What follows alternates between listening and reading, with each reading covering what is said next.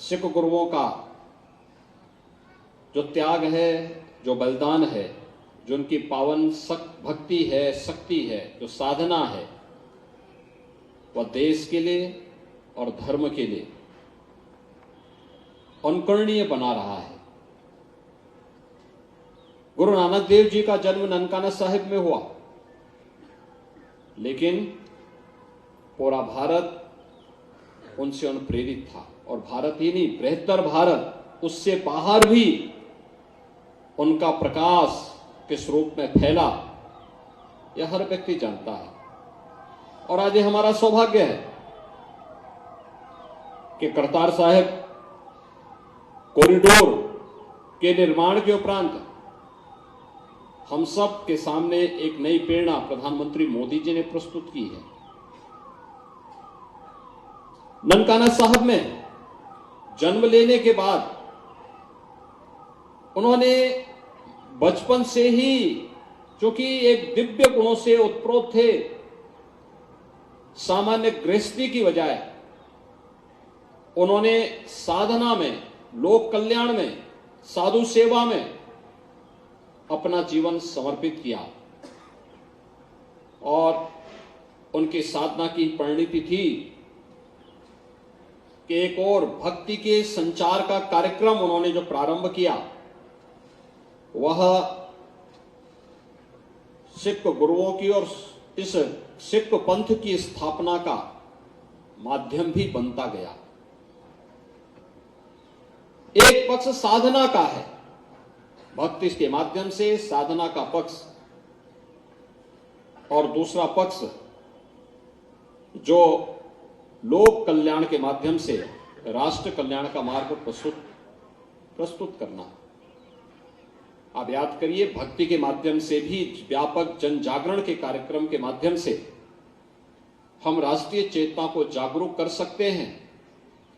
पूरी निर्भीकता के साथ उस कालखंड में बाबर के अत्याचारों के खिलाफ आवाज बुलंद कर सकते हैं, या गुरु नानक देव जी ने उस कालखंड में करके दिखाया।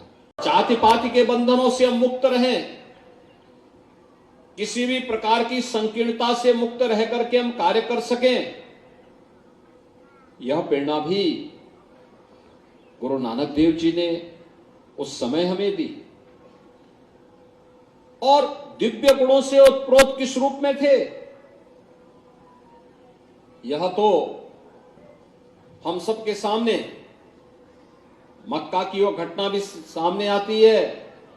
जब वे जाते हैं वहां के पवित्र मस्जिद में, जब वह आराम कर रहे होते हैं, और वहां का मौलवी इस बारे में कहता है कि आपने पैर उधर क्यों कर रखे हैं, जहां मदीना की ओर क्यों कर रखे हैं। तो उन्होंने कहा कि भाई मुझे तो बताओ, जहां ईश्वर का अंश नहीं है, मेरे पैर उधर कर दो। देखा कि जहां गुरु नानक देव जी के पैर वह करता है, उधर ही उनको मदीना दिखाई देता है। और तब उन्होंने कहा, एक ही ईश्वर सर्वत्र व्याप्त है। एक ओंकार की बात उन्होंने की। भाइयों बहनों, साधना के कितने गूढ़ रहस्यों से भरा पड़ा है। ये सिख पंथ किसी से छुपा हुआ नहीं है। गुरु नानक देव जी ने उस परंपरा को जिस मजबूती के साथ आगे बढ़ाया, वह साधना से भक्ति की प्रकाष्ठा को पार करते हुए, आगे बढ़ते हुए, व्यापक धर्म जागरण के कार्यक्रम के साथ जुड़ते हुए, आने वाले समय में देश और धर्म की रक्षा करने के लिए जिस रूप में कार्यक्रम आगे बढ़े, यह गुरु तेग बहादुर जी और गुरु गोविंद सिंह जी महाराज और उनके 4 साहबजादों के बलिदान के साथ साथ हजारों सिखों के देश और धर्म के लिए बलिदान की एक कथा देश के लिए एक नई शक्ति देती है, एक नई प्रेरणा प्रदान करती है। यह हमारा सौभाग्य है कि 19 नवंबर को हमें इस लखनऊ में खालसा चौक की स्थापना का सौभाग्य प्राप्त हुआ।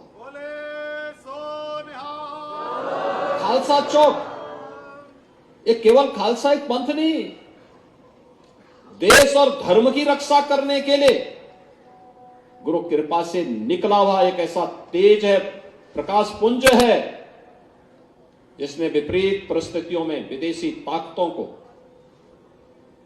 झुकने के लिए मजबूर किया था। खालसा पंथ की स्थापना मुगल सल्तनत की पतन का कारण भी बनता है।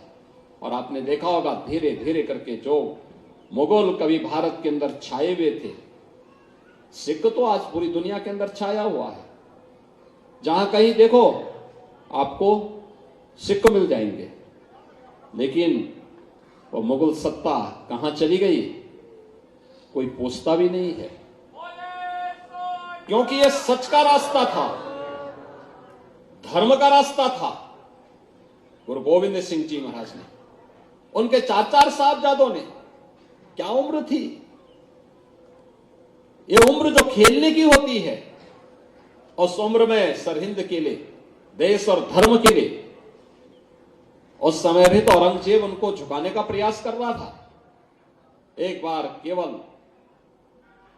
इस्लाम स्वीकार कर लो, लेकिन उनके 2 छोटे पुत्रों ने कहा नहीं, जिंदा दीवाल पे चिनवा लिए गए।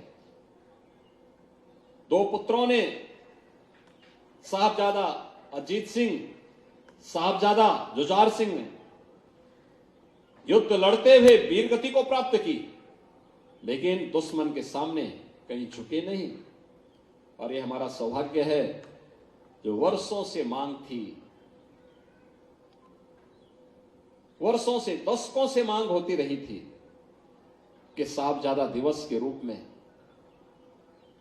इस दिवस को मनाया जाना चाहिए। प्रधानमंत्री मोदी जी ने 26 दिसंबर की तिथि को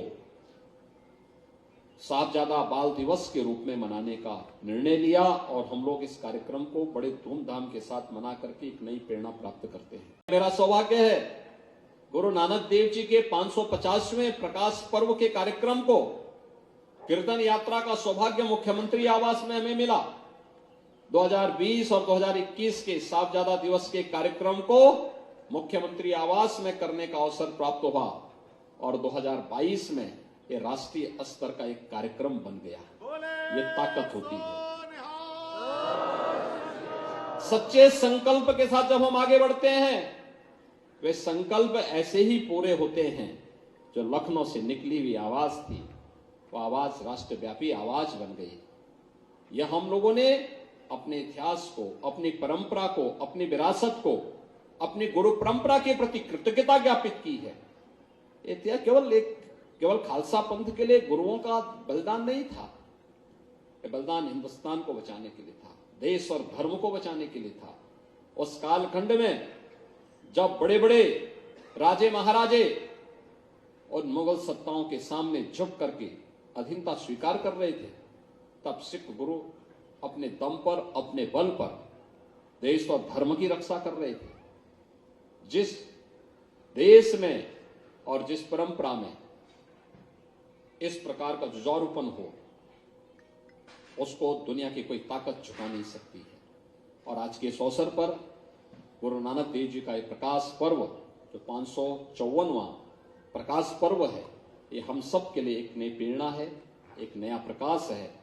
और मैं आज आप सबको इस बात के लिए आश्वस्त करने के लिए ही आया हूं कि हम सब मिलकर के अपने इतिहास से प्रेरणा लें। इतिहास के उन क्रूर और काले क्षणों से भी हम कुछ प्रेरणा लें, जिन्होंने अत्याचार और बर्बरता की सारी पराकाष्ठा को पूरा कर दिया था।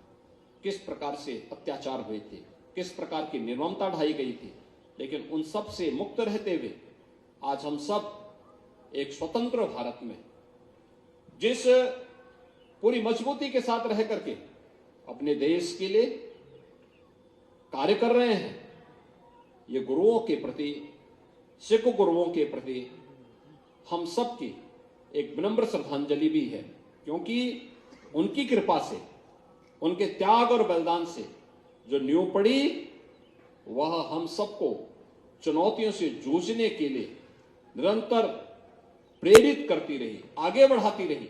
आज उसी का परिणाम है कि हम सब पूरी मजबूती के साथ कार्य कर रहे हैं।